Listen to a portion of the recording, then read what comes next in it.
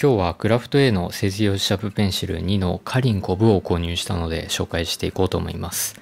クラフト A は1から3までのシリーズが出ているんですけれども、前回は1を購入して今回は2を購入いたしました。こちらは値段が税別8000円となっていて、なかなか高いお買い物でしたね。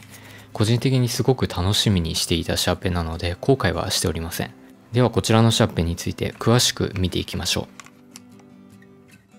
まず何といっても独特な木目、それから非常に太い流線形のボディが特徴的ですよね。一般的なカリンコブは全体的に赤みがかっているんですけれども、こちらのカリンコブは赤色と黒色のところが半分に分かれておりまして、それにとてつもない魅力を感じたので購入いたしました。黒色の部分は美しいというよりかは不気味ですよね。ここら辺とか特に怖いです。こちらは節といって穴が開いてるんですけれども、その周辺には光沢があって、なんか樹液みたいな感じですごく木を感じます。そんな不気味な木目なんですけれども、赤と黒の半分に分かれているということで、光と影の両方の側面を持ったような感じがして、なんだか芸術的なんですよね。使っていって経年変化をしたら絶対にいい味が出るなと思ったので、あえてこの模様を選びました。これからどんな表情を見せてくれるのかすごく楽しみですね。東南アジアが原産のカリンという木材なんですけれども、現在は希少な名木として知られていて、特に複雑な模様のコブ材は価格が高くなっています。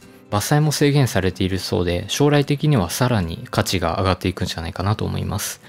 野原工芸のペンって購入した時にオイルが結構塗布されていて艶がある感じだったんですけれども、クラフト A のペンはオイルを塗布しているんですけれども、だいぶ艶が抑えられていますね。ご覧の通りこちらのペンはかなり太いです。一番太いところの直径が 14mm もあるので、だいぶ太いですね。木の軸の内側には金属が通っていないので、持ってみると思ったよりも軽いなという印象を受けました。ネジを開けていきますと2段階のネジになっているので、ある程度木にかかる負担は低減されているかなと思います。ですが木に近い方のネジは直接木と噛み合っているので、ちょっとそこは不安だなと思いました。あんまりネジは回さない方がいいかもしれないですね。クラフト A の口金と内部のパーツは300円のペンテルのシュタインと同じものを使っているので、もし先端のガイドパイプが折れてしまった場合だったり、神経を変えたくなった場合も対応できるので、そこは非常に安心ですね。ペンの後ろに行きますと、ネジを回すことによってクリップの着脱が可能になっています。結構こちらのペンは短めなペンなので、書いている時にクリップが指に当たりやすくなっています。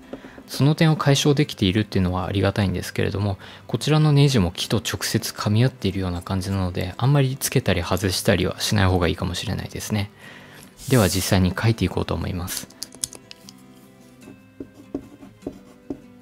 書いてみて一番最初に思ったのが、軸が太いなっていうところですね。正直ここまで太いペンっていうのはなかなか自分も書いたことがなくて、慣れていないうちは結構違和感を感じるかなと思います。あと野原工芸みたいに耐久性だったり剛性が特別高いというわけではないので、ちょっと強度の面でも心配はあるかなと思いました。使っていくとしたらなるべく衝撃を与えないような環境で、あまり木のところのネジを回さない方がいいかなといった感じですね。強度は少し失われてしまっているんですが、それによってかなり軽くなっているので、太さに慣れればかなり書きやすくなってくれるんじゃないかなと思いました。自分はどちらかというと太軸なペンが好きで、太軸のペンをよく使っているんですけれども、それでもこちらのペンは最初はすごく太いなと思ったので、太軸のペンが苦手な方だったり手が小さい方にはあまりおすすめはできないかなと思いました。野原工芸のスリムタイプと比べてみても持ち手の部分がだいぶ膨らんでいますよね。あとは廃盤になってしまったラミーのスクリブルと比べると最大の直径はほとんど同じぐらいなんですけれども、指で握るところの太さが全然違ってくるので、本当に太さだけは注意していただきたいなと思います。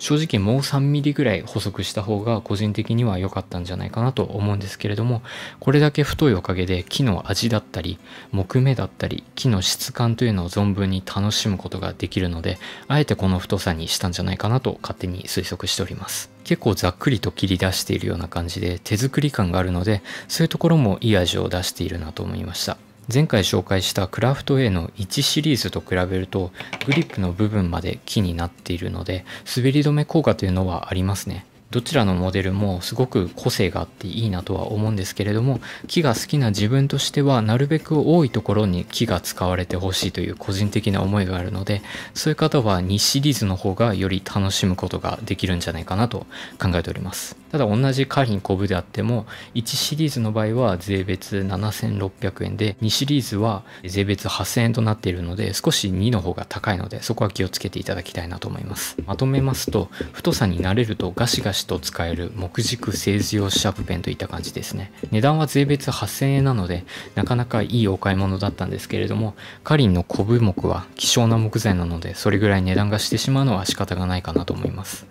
もう少しパーツの強度とかはあった方がいいかなっていうのは個人的に思ったんですけれども、慎重に使っていけばよっぽど大丈夫だと思いますし、軽くてガシガシとかけて、それでいて芸術的な美しさがあって、本当に自分の好みな樹脂を選べられたなと思いました。これから使っていって経年変化とか書いてきた感想とかもっと詳しく紹介していこうかなと思っております。ではまたお会いしましょう。ご視聴ありがとうございました。